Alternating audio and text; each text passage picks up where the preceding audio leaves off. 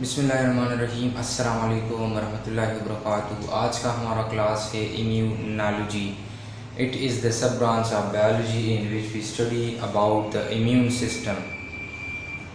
Immune system क्या होता है? बेसिकली हमारे वजूद के अंदर या लिविंग ऑर्गेनिज्म के अंदर एक ऐसी एबिलिटी मौजूद होती है, अगर उसमें कोई डिज़ीज़ आ जाए या उसे कोई हार्मफुल इफ़ेक्ट्स उसके अंदर आने लगे या कोई पैथोजेंस वगैरह अगर हमारे इम्यून सिस्टम के अंदर अगर आ जाए या हमारे जो बॉडी है वो क्रॉस कर जाए और उसके अंदर दाखिल हो जाए, तो इम्यून सिस्टम उसके अंदर मौजूद होती है लिविंग बॉडी के अंदर। वो क्या करता है, वो पैथोजन को रेजिस्टेंस पेश करता है और हमारा जो वजूद होती है या लिविंग बॉडी होती है वो मुख्तलिफ बीमारियों से बचा के रखता है।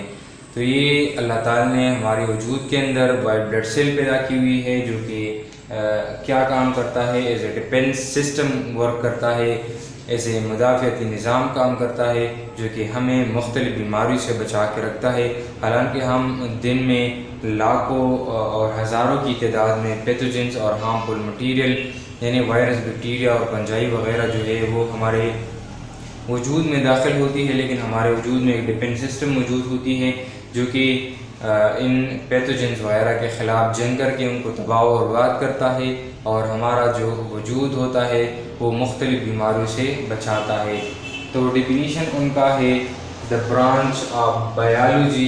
ये क्या है? बायोलॉजी की एक शाख है in which we study about the immune system. Immune system का मतलब ये है एक मुदाफ़ियाती निज़ाम जो कि क्या काम करता है, हमें मुख्तलिफ बीमारियों से बचाता है। Resistance of body to antigens etcetera is called immunology. एक एंटीबॉडीज़ होती हैं और एक एंटीजेंस होती हैं। एंटीजन क्या होता है? Any harmful material which enter into our body.